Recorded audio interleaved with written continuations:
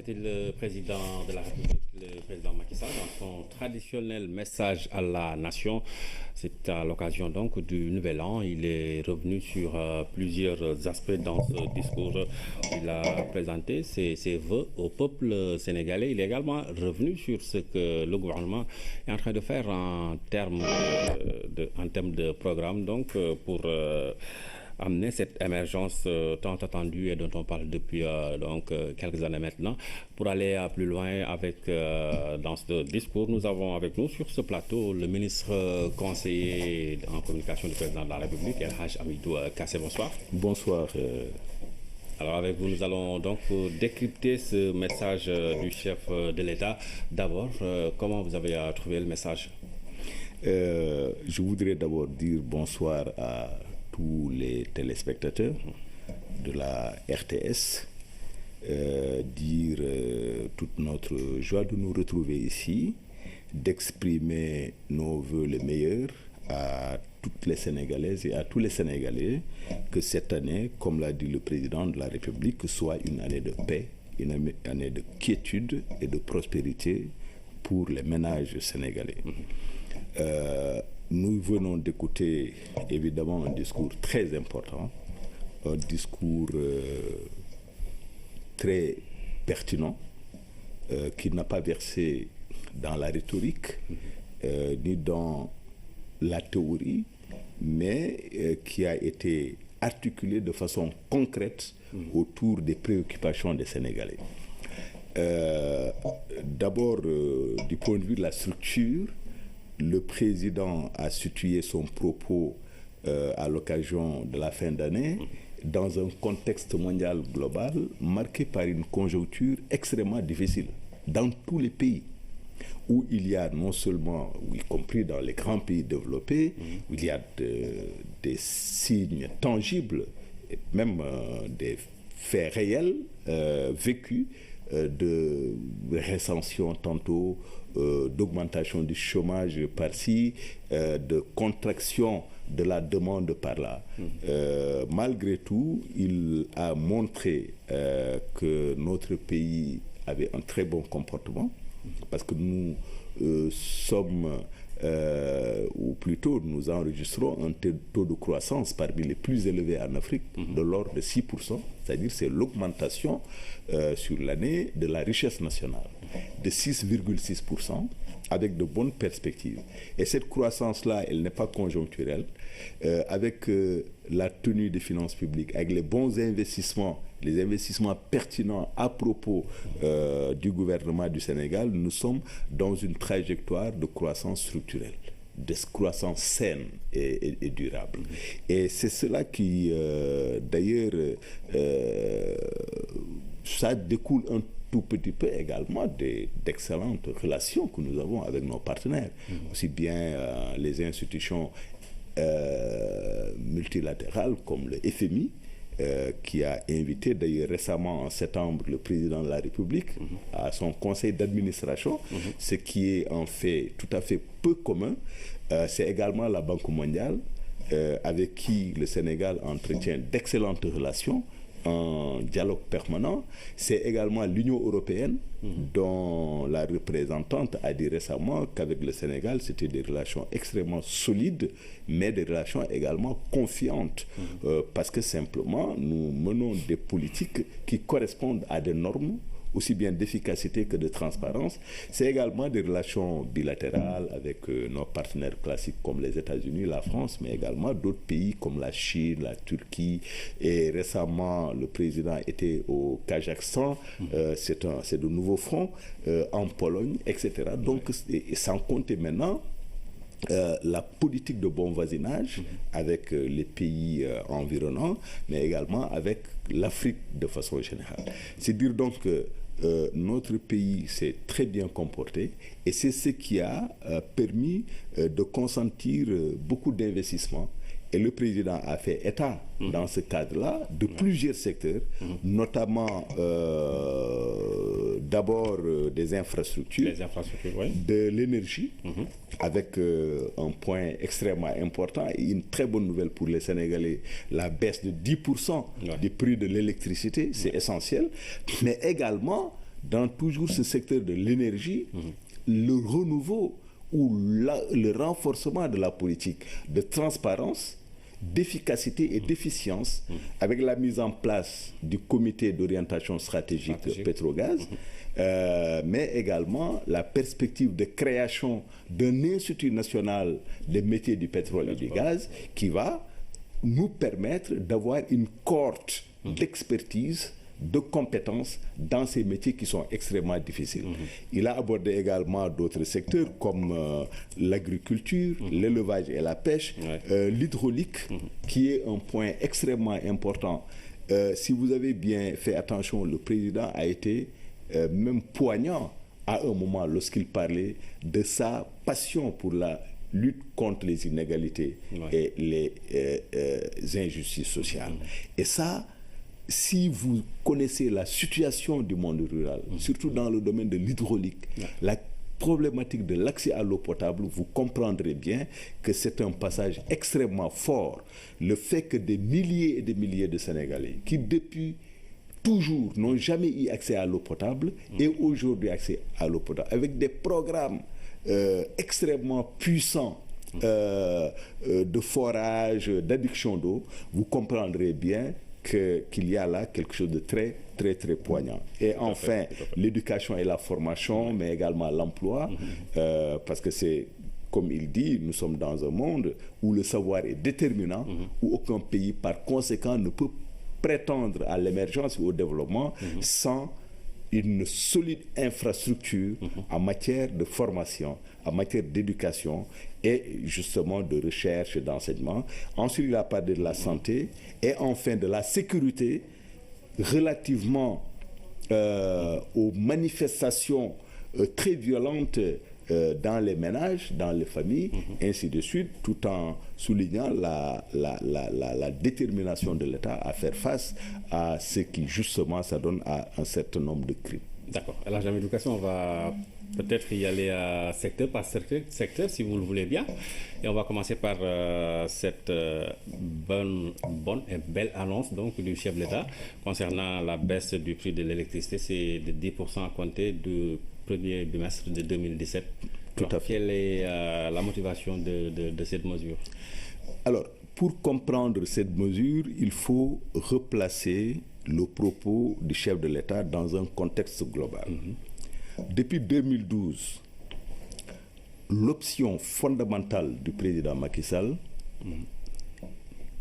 est de faire de l'action politique d'abord un moyen de trouver des solutions aux problèmes des populations. C'est ce qu'il faut comprendre. C'est-à-dire que le fondement même, la base du projet politique du président Sall, c'est la lutte contre les injustices et les inégalités. Entre les régions, entre Dakar et les régions de façon générale, mais également entre les régions, entre les villes et les campagnes, mais également entre d'autres variables comme entre, disons, les jeunes et les personnes âgées, les femmes et les hommes, etc. Donc c'est une lutte contre les inégalités et les injustices sociales. Alors, parce que pour lui, la République est un correcteur ou un régulateur qui permet justement de ne pas être prisonnier de son lieu et de ses conditions de naissance, qui permet de s'échapper à son destin pour être un véritable citoyen et avoir la chance et l'opportunité comme tout le monde. C'est ça la République. Mais le président pense que pour justement que ces principes de la République soient ancrés dans la réalité, il est indispensable de faire en sorte que les citoyens accèdent à une certaine dignité du point de vue de leur existence, donc qu'ils vivent dignement et décemment. Et c'est pourquoi depuis 2012, il y a un paquet social extrêmement important. Ce sont les bourses de sécurité familiale qui permettent à des ménages qui n'ont jamais accédé à la monnaie,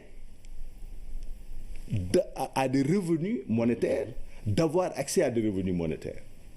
C'est également de permettre aux Sénégalais, à tous les Sénégalais, d'avoir accès à la santé c'est toute la problématique de la couverture maladie universelle. On en est aujourd'hui à 50% de taux de couverture et en décembre 2017, on devrait être à 70 jusqu'à 75%.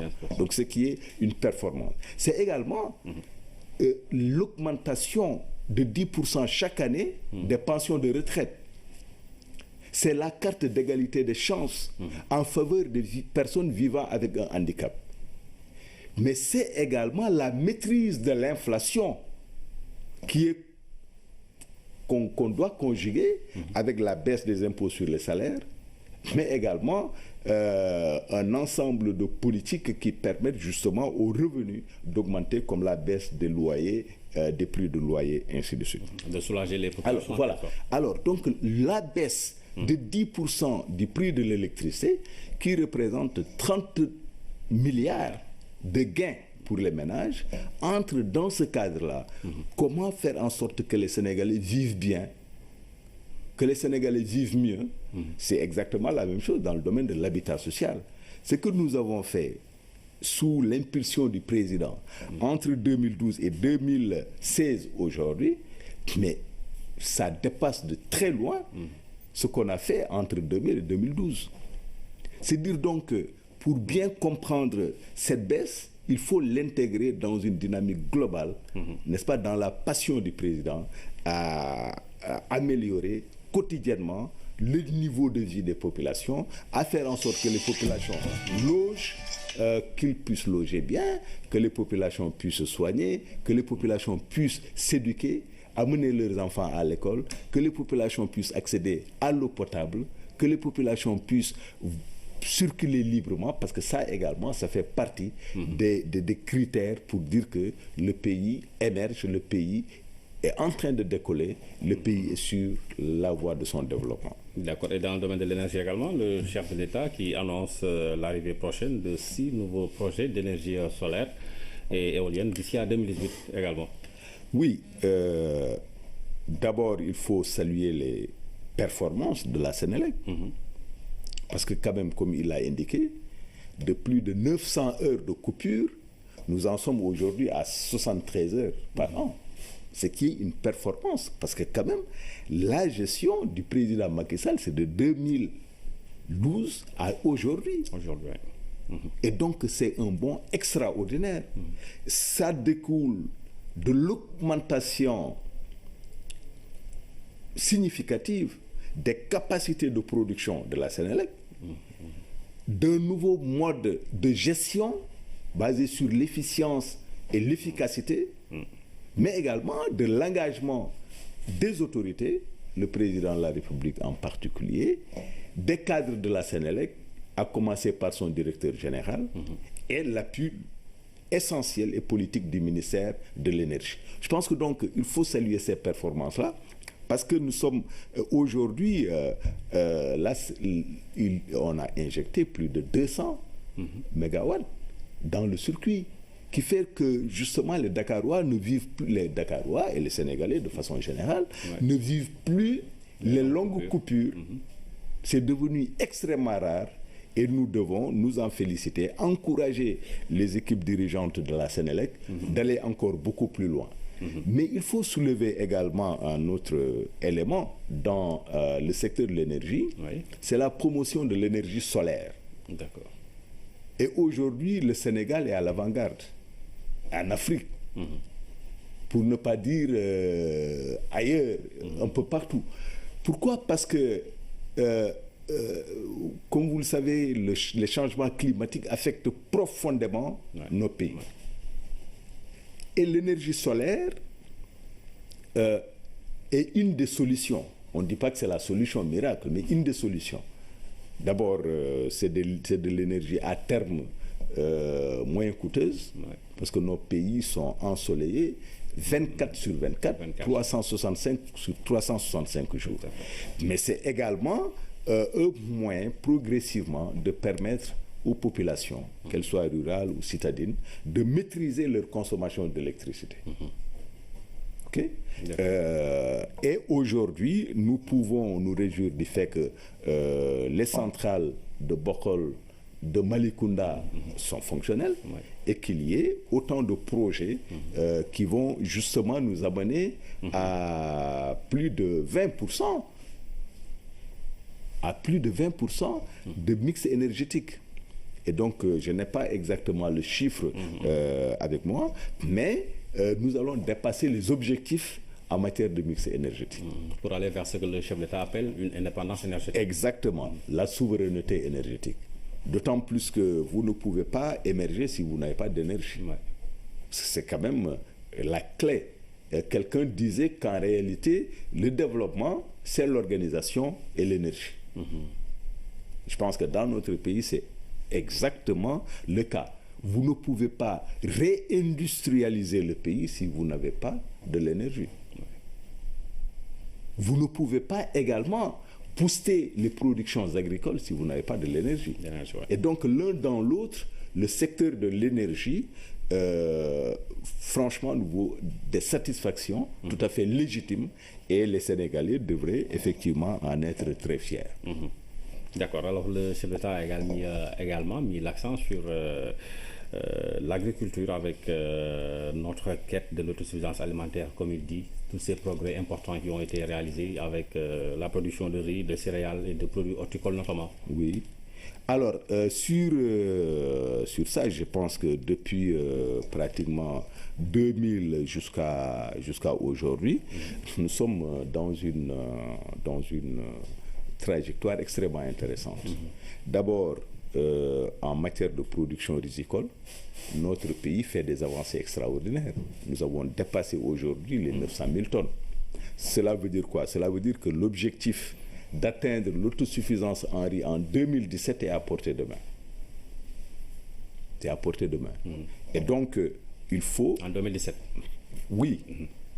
Normalement, on devrait atteindre l'autosuffisance en riz. Parce que vous savez ce que le riz pèse dans nos modèles de consommation, mais également sur notre balance commerciale.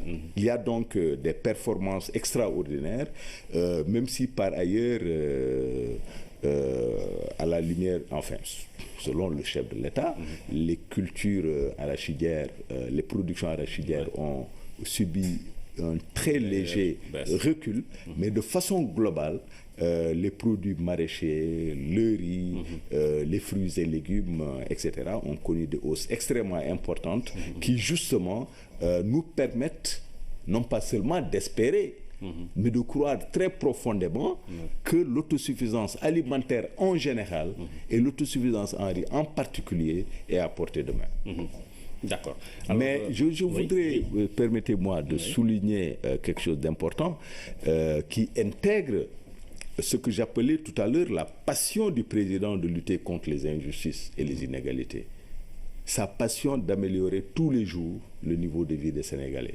C'est quand même cette augmentation du prix aux producteurs qui passe de 200 à 210. L'autre disait que ce n'est pas seulement un prix juste, mais c'est également un prix qui permet aux producteurs de vivre mieux, de vivre bien.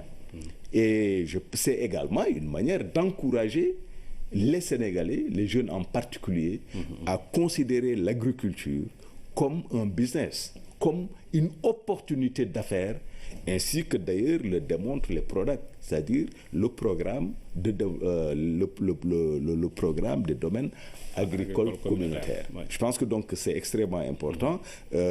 Cette stratégie incitative d'émulation justement permet aux producteurs d'avoir plus de revenus, mais également encourage, n'est-ce pas, les Sénégalais, les jeunes en particulier, à aller vers l'agriculture comme une opportunité d'affaires, une source de création et d'emploi et de génération de revenus. D'accord. Et là, j'aimerais dû casser, vous me permettrez juste de dire à l'attention de nos téléspectateurs qui pourront suivre la traduction en Wolof du message du chef de l'État. Ce sera juste après avec Ahmed Bachir Gouda. Alors, parmi donc les secteurs abordés par le chef d'État, il y a également celui des infrastructures. Ouais. On peut dire que c'est un gros chantier que l'État du Sénégal a lancé. Alors, c'est un gros chantier. D'abord, vous savez, avant, en tout cas la dernière décennie, les infrastructures, quand on parlait d'infrastructures, c'était la corniche, l'autoroute à péage. Bon, c'est important, il faut s'en féliciter. Mais il faut tout aussi se féliciter du fait que depuis 2012, il y a un nouvel ordre de priorité.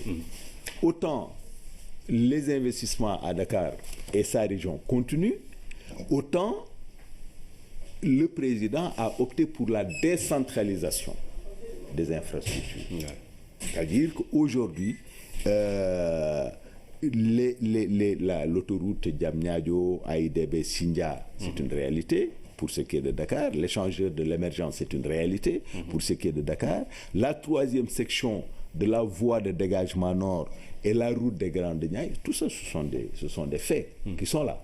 Mais au-delà de ça, le président a lancé des programmes extrêmement importants, comme Sédhiou Marsassoum, Kédougou Salémata, Dabo Médina Yoro Fula, etc., etc., Bambey, Baba Garage, la dorsale, l'île à Morphine. Et puis à ces chantiers s'ajoute, comme il l'a dit, le port de Foundiougne et la réhabilitation des routes nationales 1, Tambacounda, Bakel, 2, Ndjoum, Ourossogui, Kanel, Bakel, et 7, Dialokoto et Mako. Alors, donc, c'est des programmes extrêmement importants. Mais il y a quelque chose d'essentiel. C'est la révolution du transport dont est porteur le président de la République. Avec le TER, le train express régional, on introduit une révolution fondamentale. Le TER, c'est d'abord 115 000 passagers par jour dans l'axe AIBD, aéroport international Blaise Diagne de Diass, et Dakar, avec 15 gares qui sont desservies, donc qui passent par la banlieue. Vous savez, quand vous avez l'habitude de rester pendant 3 heures de temps en train d'attendre et de voyager, juste entre Guédiawaye et Dakar, et que vous ayez en 15 minutes, parce qu'il n'y a pas d'embouteillage avec le TER. Il n'y a pas d'embouteillage avec le TER. Le TER, c'est également la ponctualité. C'est également la sécurité. Donc, vous voyez le gain que nous avons en termes de confort, en termes de sécurité, en termes de rapidité. Et ça permet de désengorger Dakar. Pourquoi? Parce que avec les extensions, vous pouvez être logé à Diamniadio, logé à Mbour, logé à Thiès, etc. et venir travailler à Dakar tous les matins. Parce que le TER entre l'aéroport international et Dakar, ça fait 45 minutes. Je parlais de ponctualité, le TER c'est tous les 15 minutes, toutes les 15 minutes plutôt. Il y a 15 trains qui vont permettre à des dizaines de milliers de Sénégalais de voyager dans d'excellentes conditions. Mais également, c'est l'impact économique, l'impact social et même l'impact culturel, mais sont incommensurables parce que ça va contribuer à la révolution des mentalités. Notre rapport au temps, notre rapport à l'organisation, notre rapport également à la technologie.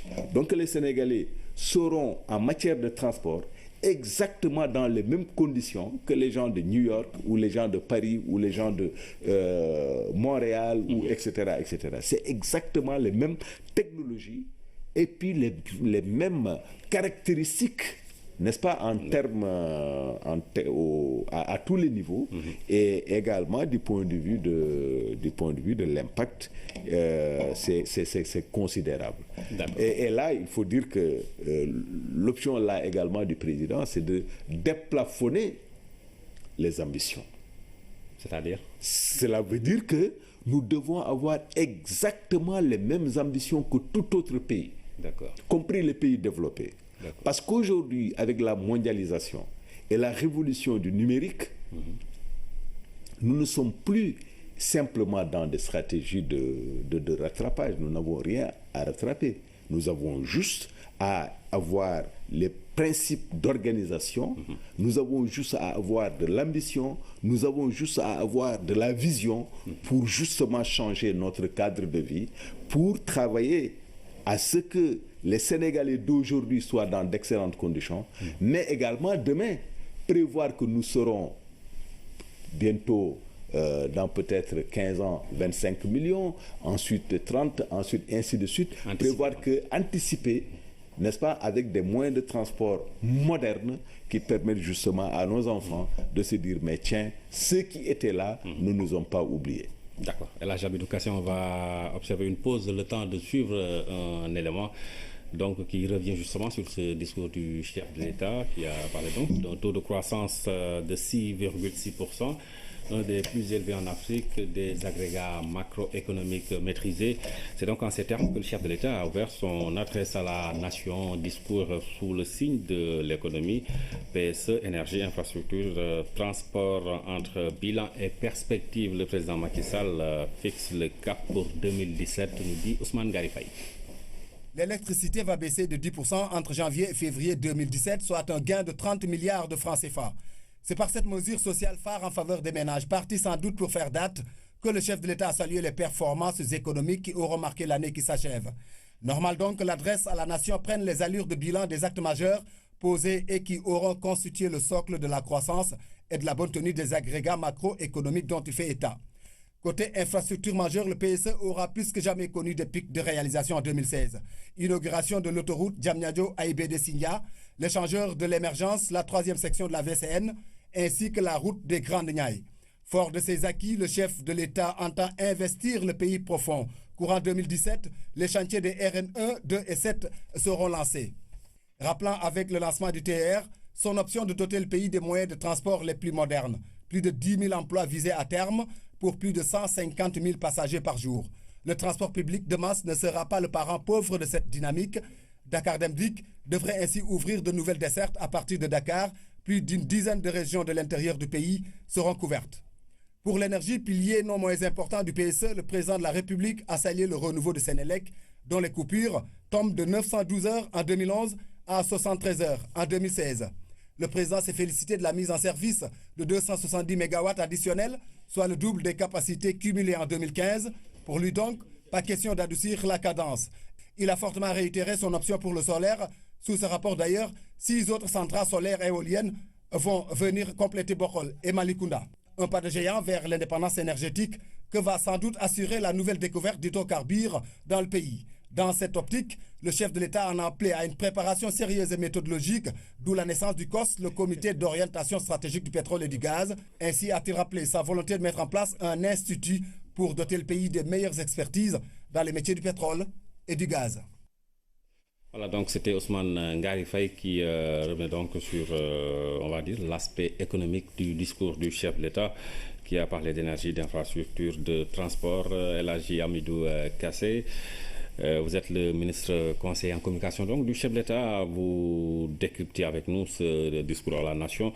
Alors, ce taux de croissance de 6,6%, l'un des plus élevés en Afrique et des agrégats macroéconomiques maîtrisés, comme annoncé par le chef de l'État, c'est, on va dire, la bonne nouvelle de l'année.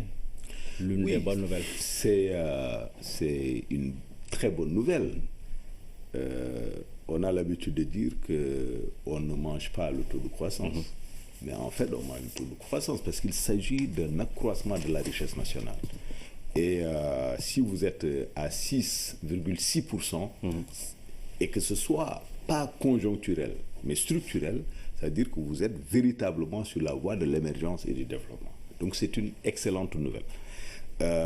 Et cette bonne tenue de la croissance découle des ruptures initiées par le président de la République. Vous savez, il y a beaucoup de gens qui parlent de rupture, mais qui ne lui donnent pas un contenu précis. La rupture n'est rien d'autre que l'ensemble des réformes qui sont mises en œuvre pour produire des effets et des impacts. Ça veut dire quoi? Ça veut dire que nous rompons avec les anciennes manières de faire. Ouais. Par exemple, en matière d'infrastructure, vous pouvez investir dans des infrastructures de luxe dont la participation à la croissance n'est pas tout à fait évidente. Parce que c'est d'abord localisé, mais c'est parce que également ce n'est pas directement lié à la production. Alors, je ne dis pas que ce n'est pas important les infrastructures de luxe. Mais il est évident que si on devait faire le rapport, la route entre, par exemple, je ne sais pas, de Dakar à Tambacounda, c'est une route très économique. Le chef de l'État s'est réjoui dans son... C'est une route très économique. Alors, je ne dirais pas que ce qui s'est fait à Dakar n'est pas important, mais ces routes-là, elles génèrent de la richesse. Elles participent de façon décisive à la croissance. D'accord. Alors, et là, c'est une rupture. C'est-à-dire que les investissements ne sont plus consacrés à Dakar, donc de façon localisée, mais ils sont distribués à travers le pays, premièrement. Deuxièmement, on a jusqu'ici pris très peu en compte certaines régions. Le président a conçu le programme d'urgence de développement communautaire, le PUDC, qui est d'ailleurs copié un peu partout maintenant. Il y a beaucoup de gens qui frappent à la porte pour au moins 16 pays pour reproduire ce programme-là, mais qui permet de mettre en place, par exemple, des pistes de production dont la participation à la croissance est énorme. C'est dire quoi? C'est dire qu'il y a un ensemble de ruptures qui ont été opérées, qui correspondent à des réformes qui, justement, nous permettent de faire les choses autrement et d'accélérer notre croissance. On va revenir sur le PUDC, on va suivre un autre sujet, donc la pêche, l'élevage et l'agriculture qui ont également occupé une place de choix dans le traditionnel discours à la nation du chef d'État. Pour les deux premiers secteurs, les programmes mis en œuvre se déroulent comme prévu. Et s'agissant de l'agriculture, le gouvernement récolte les fruits d'une bonne prise en charge des secteurs. C'est ce que nous dit Dahaba. Le chef de l'État s'est réjoui dans son discours à la nation des productions records enregistrées par l'agriculture sénégalaise en 2016. D'abord, le riz avec plus de 950 000 tonnes, ce qui constitue à ses yeux une première. Pour les céréales, notre pays est à un niveau de production de près de 2 250 000 tonnes. L'horticulture, sur le 1 200 000 de tonnes récoltées, a exporté les 91 000. La production arachidière a connu une légère baisse, 997 593 tonnes contre 1 050 042 en 2015. L'État, dans le cadre de la campagne de commercialisation de l'arachide, a fixé le prix du kilogramme à 210 francs contre 200 francs l'année dernière pour soutenir les producteurs. Ces performances de l'agriculture sénégalaise ont été facilitées par des mesures prises en amont. Une bonne sélection des semences, l'évolution de la mécanisation de l'agriculture. Le Sénégal a aujourd'hui un parc mécanique de 850 tracteurs et plus de 60 000 autres équipements. Autre priorité du gouvernement, l'élevage et la pêche. Pour la pêche, d'importantes infrastructures ont été réalisées pour moderniser le secteur. Près d'une dizaine de quais de débarquement réceptionnés de Dakar à Saint-Louis en passant par Thiès. D'autres projets sont en cours d'exécution. Sans oublier les sites de transformation des produits de la pêche, dont la sécurité des acteurs a été également prise en compte. 200 000 unités de gilets de sauvetage pour la pêche artisanale. Le chef de l'État a aussi annoncé deux autres projets de grande envergure pour la pêche. Il s'agit du port minéralier de Bargny et du port à conteneurs de Ndayane. Autre programme annoncé, celui de l'élevage, avec un financement à hauteur de 31 milliards de nos francs pour deux projets d'appui au pastoralisme. Le chef de l'État a aussi réaffirmé la volonté de l'État de renforcer les peines prévues pour le vol de bétail. Aucun investissement n'est de trop dans les secteurs de l'éducation, de l'enseignement supérieur et de la formation professionnelle, a encore dit le chef de l'État, le président Macky Sall, qui annonce que 302 milliards ont été investis dans l'enseignement supérieur pour la période 2015-2017, et le chef de l'État d'ajouter que 2017 sera marqué par l'élargissement de la carte sanitaire avec 4 nouveaux hôpitaux et la construction de 25 centres de formation professionnelle. Pape Madidio. L'éducation, l'enseignement supérieur, la formation professionnelle, des secteurs auxquels le chef de l'État accorde une attention particulière. Pour cela, précise le chef de l'État, aucun investissement n'est de trop. En 2016, 9 547 professeurs et maîtres contractuels ont été mis en solde et plus de 21 milliards de francs CFA ont été payés à titre de rappel. Pour l'extension de la carte scolaire, plus de 80 milliards de francs CFA ont été déboursés pour l'achat des équipements et l'amélioration des conditions de travail. Quant au programme de résorption des abris provisoires, il sera étendu à 2714 établissements pour 2017. 2017 sera aussi l'année de la construction de nouveaux restaurants dans l'espace universitaire. Un programme de 30 000 lits pour le logement des étudiants a démarré depuis 2016. La meilleure gouvernance de l'enseignement supérieur passe par la création d'un cadre favorisé par les lois sur les universités publiques et sur la réforme des titres et grades. L'investissement de 302 milliards de francs CFA consacré à l'enseignement supérieur en 2015-2017 requiert une réflexion sur les performances, la qualité de notre système éducatif et son adéquation aux besoins du marché de l'emploi. Autre mesure importante, instruite au gouvernement par le chef de l'État, le renforcement du quantum horaire des filières scientifiques et techniques, mais aussi l'orientation d'au moins 30% des élèves vers la formation professionnelle et technique. Pour un succès de ces nouvelles orientations, 25 centres de formation seront construits en 2017. Un renforcement du pôle de métier de Diamniadio, des lycées professionnels de Sandiara et de Fatick en cours de réalisation. Conséquence, le chômage pourra reculer et des activités génératrices de revenus seront plus accrues. En 2017, la carte sanitaire du Sénégal va s'élargir, annonce le chef de l'État, avec la construction de 4 nouveaux hôpitaux à Touba, Kaffrine, Sédhiou et Kédougou. 195 ambulances médicalisées et 1000 nouveaux agents vont renforcer le dispositif sanitaire. Le président Macky Sall annonce que la distribution des médicaments et produits essentiels aux zones isolées connaîtra un renforcement grâce à l'initiative Yexina. D'importantes annonces contenues dans le message à la nation du chef de l'État.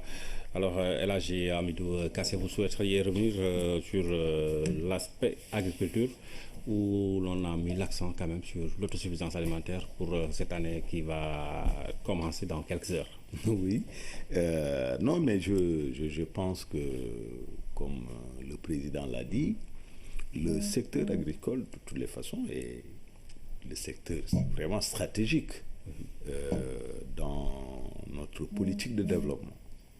Et je pense que les performances que nous enregistrons depuis 2012 découlent de choix politiques très précis, en rupture avec ce qui se faisait. Il y a des réformes de fond. Le président pense que on ne peut plus dépendre uniquement de la pluie, des variations climatiques. Il faut maîtriser l'eau. Et il y a d'importants programmes dans ce secteur. J'ai parlé de l'accès à l'eau potable, mais également la maîtrise de l'accès à l'eau de bétail, mais également à l'eau de production. Il y a donc d'importants programmes en matière de maîtrise d'eau. Ça, c'est un aspect. L'autre aspect, c'est la mécanisation. Nous ne sommes plus dans les gadgets, dans les maquettes, nous sommes dans la réalité.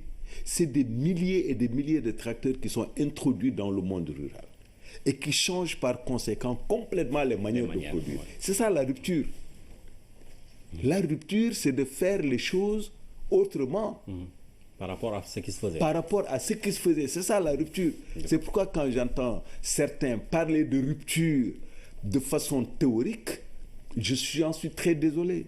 La rupture, c'est ça. La rupture, c'est également la diversification des productions agricoles et des modes de production. Vous prenez par exemple le riz. Aujourd'hui, il y a une combinaison efficace et optimale entre les cultures irriguées, les cultures pluviales, les cultures de bas-fond, les cultures sur les plateaux, etc. Et c'est ça qui justement permet à la production risicole de faire des pas en avant, de faire des bonds en avant. Il y a également les politiques incitatives en matière de prix aux producteurs. Ça, on en a parlé, pour justement non seulement améliorer le revenu des producteurs, mais également faire en sorte que le maximum de Sénégalais, surtout les jeunes, puissent prendre l'agriculture comme un business. Il y a également la valorisation des résultats de la recherche. Vous savez, à chaque fois que vous incorporez les résultats de la recherche dans le circuit de production, il y a non seulement augmentation de la production, mais également de la productivité. Alors, vous avez également la reconstitution du capital semencier de qualité en plus de l'accès des producteurs au crédit, qui sont autant de facteurs qui justement améliorent considérablement les performances de ce secteur-là. D'accord. Et là, Hamidou Kassé, dans son adresse à la nation également, le chef de l'État a parlé du PUDC et de ses résultats, un impact certain sur la vie des populations, notamment les femmes. Il est également revenu sur le PRODAC, un projet qui a créé plusieurs emplois. Ces deux projets vont poursuivre leurs activités en 2017. François Seck. Le chef de l'État accorde une grande importance au secteur de l'hydraulique, jugé vital.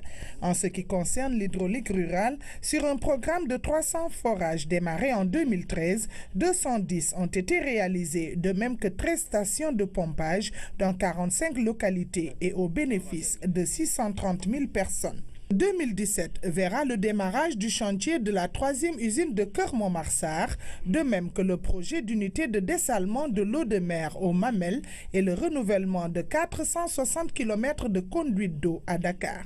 Tous ces projets permettront à terme de sécuriser les besoins en eau potable pour 20 ans dans les zones de Dakar, Diamniadio et la Petite Côte. Le président Macky Sall est revenu sur les pénibles conditions des femmes et trouve injuste qu'au XXIe siècle, qu'elles continuent d'exécuter des tâches d'un autre âge. Il inscrit l'équité territoriale et le développement solidaire et inclusif au cœur de ses priorités. Pour ce faire, un nouveau lot de 1000 moulins et autant de décortiqueuses est disponible pour une distribution immédiate. Le chef de l'État a à cœur de réparer les grandes injustices afin de parvenir à un Sénégal de tous et un Sénégal pour tous. Le président Macky Sall a également parlé du PUDC. Le programme d'urgence de développement communautaire lancé en 2014 a déjà enregistré des résultats plus que satisfaisants. Des villages comme Bambandinka, Tessekere, Lomboul, Samba Abdou et autres ont tous accès à l'eau et sont sortis de l'obscurité et du désenclavement grâce à ce programme. Un financement supplémentaire de 60 milliards de francs CFA est déjà acquis pour démarrer les travaux de construction et de réhabilitation de 251 forages dès le premier trimestre de 2017. Des témoignages des maires des communes de Djinani et de Dindifelo renseignent sur les résultats probants du PUDC qui s'inscrit dans une nouvelle dynamique et a amené le gouvernement à initier la deuxième phase du PUDC pour la période 2017-2019. En ce qui concerne le programme des domaines agricoles communautaires, le PRODAC a déjà créé 11 000 emplois, formé 570 jeunes et soutenu 533 jeunes entrepreneurs agricoles qui sont déjà actifs. Le programme des domaines agricoles communautaires s'est renforcé de 7 nouveaux domaines: Djodji, Boulel, Fafakuru, Noto, Djobas, Nyombato, Matam et Sangalkam. 2017 verra également la poursuite de la modernisation des cités religieuses, de même que la mise en œuvre du programme d'urgence pour la modernisation des axes frontaliers PUMA et le programme de modernisation des villes du Sénégal, Promoville.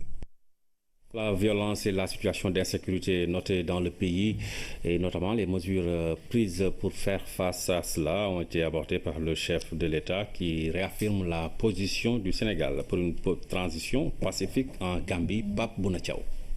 Dans son discours à la nation, le chef de l'État est revenu sur les agressions et violences notées ces derniers temps dans le pays. À cet effet, des mesures concrètes sont prises pour la sécurité des personnes et des biens.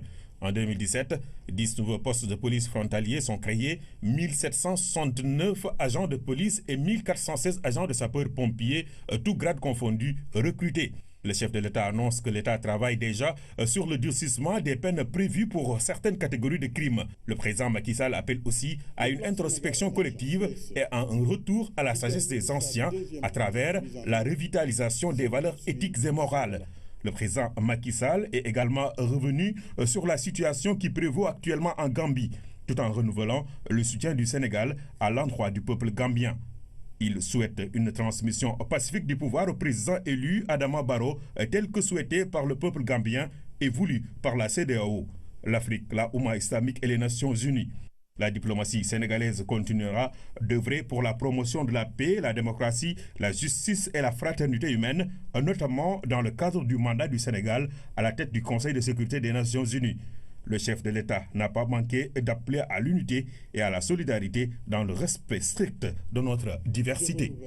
Là, j'ai cassé le chef d'État qui réaffirme sa solidarité au peuple gambien, mais qui est ferme également dans sa, disons, demande d'une transition pacifique du pouvoir. La voie de son développement. D'accord. Et dans le domaine de l'énergie également, le chef de l'État qui annonce l'arrivée prochaine de 6 nouveaux projets d'énergie solaire et éolienne d'ici à 2018 également. Oui. D'abord, il faut saluer les performances de la Sénélec. Parce que quand même, comme il l'a indiqué, de plus de 900 heures de coupure, nous en sommes aujourd'hui à 73 heures par an. Ce qui est une performance, parce que quand même, la gestion du président Macky Sall, c'est de 2012 à aujourd'hui. Et donc, c'est un bond extraordinaire. Ça découle de l'augmentation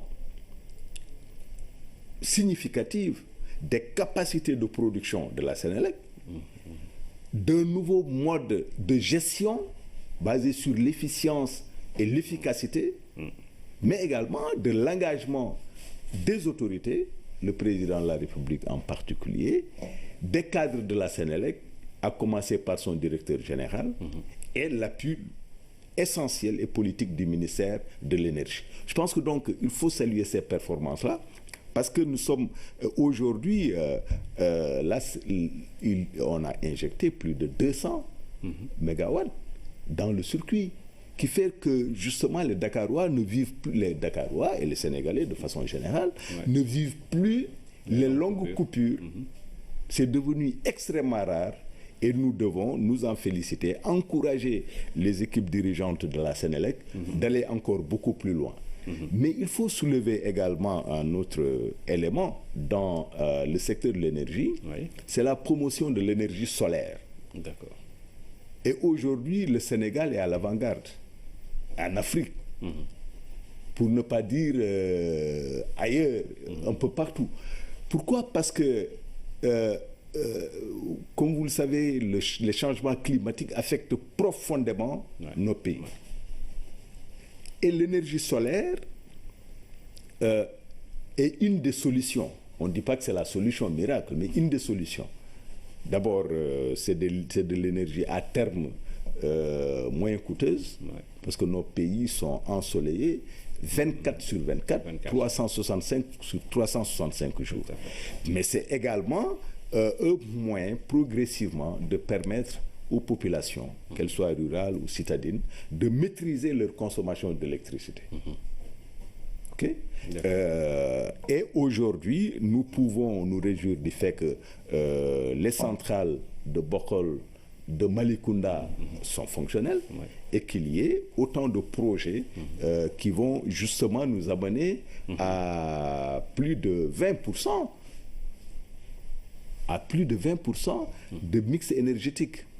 Et donc, je n'ai pas exactement le chiffre avec moi, mais nous allons dépasser les objectifs en matière de mix énergétique.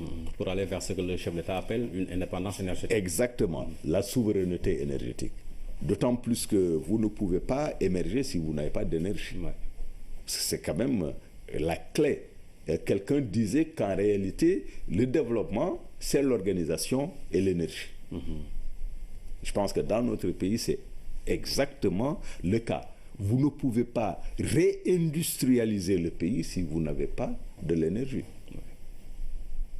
Vous ne pouvez pas également booster les productions agricoles si vous n'avez pas de l'énergie. Ouais. Et donc, l'un dans l'autre, le secteur de l'énergie, franchement, nous vaut des satisfactions tout à fait légitimes et les Sénégalais devraient effectivement en être très fiers.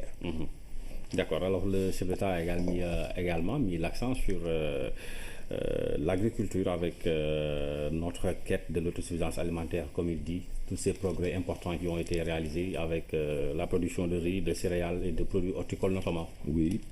Alors, sur ça, je pense que depuis pratiquement 2000 jusqu'à aujourd'hui, nous sommes dans une trajectoire extrêmement intéressante. D'abord, en matière de production risicole, notre pays fait des avancées extraordinaires. Nous avons dépassé aujourd'hui les 900 000 tonnes. Cela veut dire quoi? Cela veut dire que l'objectif d'atteindre l'autosuffisance en riz en 2017 est à portée de main. C'est à portée de main. Et donc, il faut... En 2017? Oui. Normalement, on devrait atteindre l'autosuffisance en riz. Parce que vous savez ce que le riz pèse dans nos modèles de consommation, mais également sur notre balance commerciale. Il y a donc des performances extraordinaires, même si par ailleurs, à la lumière, enfin, selon le chef de l'État, les cultures arachidières, les productions arachidières ont subi un très léger recul, mais de façon globale, les produits maraîchers, le riz, les fruits et légumes, etc., ont connu des hausses extrêmement importantes qui, justement, nous permettent non pas seulement d'espérer, mais de croire très profondément que l'autosuffisance alimentaire en général et l'autosuffisance en riz en particulier est à portée de main. D'accord.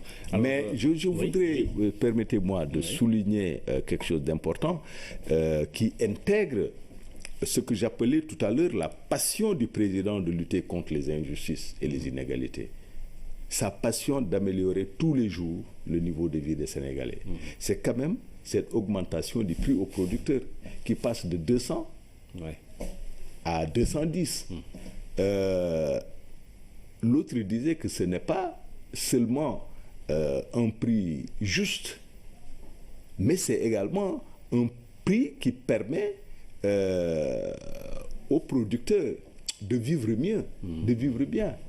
Et c'est également une manière d'encourager les Sénégalais, les jeunes en particulier, à considérer l'agriculture comme un business, comme une opportunité d'affaires, ainsi que d'ailleurs le démontrent les PRODAC, c'est-à-dire le programme des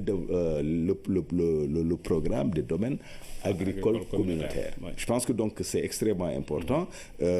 Cette stratégie incitative d'émulation justement permet aux producteurs d'avoir plus de revenus, mais également encourage, n'est-ce pas, les Sénégalais, les jeunes en particulier, à aller vers l'agriculture comme une opportunité d'affaires, une source de création et d'emploi et de génération de revenus.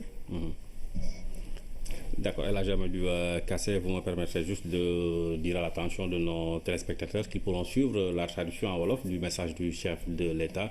Ce sera juste après avec Ahmed Bachir Gouda.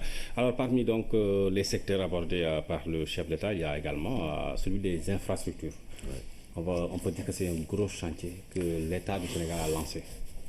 Alors, c'est un gros chantier. D'abord, vous savez, avant, en tout cas la dernière décennie, les infrastructures, quand on parlait d'infrastructures, c'était la corniche, l'autoroute à péage. Bon.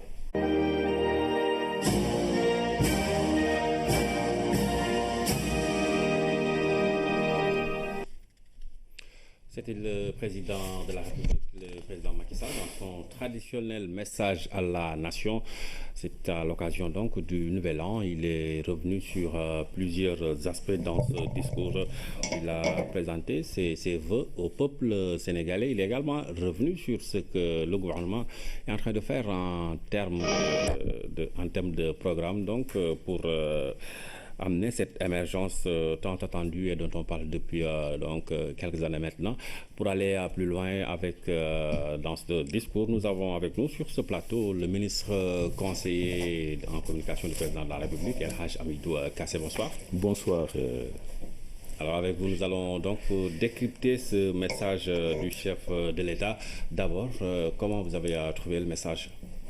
Je voudrais d'abord dire bonsoir à tous les téléspectateurs de la RTS, dire toute notre joie de nous retrouver ici, d'exprimer nos vœux les meilleurs à toutes les Sénégalaises et à tous les Sénégalais, que cette année, comme l'a dit le président de la République, soit une année de paix, une année de quiétude et de prospérité pour les ménages sénégalais. Nous venons d'écouter évidemment un discours très important, un discours très pertinent, qui n'a pas versé dans la rhétorique ni dans la théorie, mais qui a été articulé de façon concrète autour des préoccupations des Sénégalais. D'abord, du point de vue de la structure, le président a situé son propos à l'occasion de la fin d'année dans un contexte mondial global marqué par une conjoncture extrêmement difficile dans tous les pays, où il y a non seulement, y compris dans les grands pays développés, où il y a des signes tangibles, et même des faits réels vécus, de récession tantôt, d'augmentation du chômage par-ci, de contraction de la demande par-là. Malgré tout, il a montré que notre pays avait un très bon comportement, parce que nous sommes, ou plutôt nous enregistrons un taux de croissance parmi les plus élevés en Afrique, de l'ordre de 6%, c'est-à-dire c'est l'augmentation sur l'année de la richesse nationale, de 6,6%, avec de bonnes perspectives. Et cette croissance-là, elle n'est pas conjoncturelle. Avec la tenue des finances publiques, avec les bons investissements, les investissements pertinents à propos du gouvernement du Sénégal, nous sommes dans une trajectoire de croissance structurelle, de croissance saine et durable. Et c'est cela qui, d'ailleurs, ça découle un tout petit peu également d'excellentes relations que nous avons avec nos partenaires, aussi bien les institutions multilatérales comme le FMI, qui a invité d'ailleurs récemment en septembre le président de la République à son conseil d'administration, ce qui est en fait tout à fait peu commun. C'est également la Banque mondiale, avec qui le Sénégal entretient d'excellentes relations, un dialogue permanent. C'est également l'Union européenne, dont la représentante a dit récemment qu'avec le Sénégal, c'était des relations extrêmement solides, mais des relations également confiantes, parce que simplement, nous menons des politiques qui correspondent à des normes, aussi bien d'efficacité que de transparence. C'est également des relations bilatérales avec nos partenaires classiques comme les États-Unis, la France, mais également d'autres pays comme la Chine, la Turquie. Et récemment, le président était au Kazakhstan, c'est de nouveaux fronts, en Pologne, etc. Donc, sans compter maintenant la politique de bon voisinage avec les pays environnants, mais également avec l'Afrique de façon générale. C'est dire donc que notre pays s'est très bien comporté et c'est ce qui a permis de consentir beaucoup d'investissements.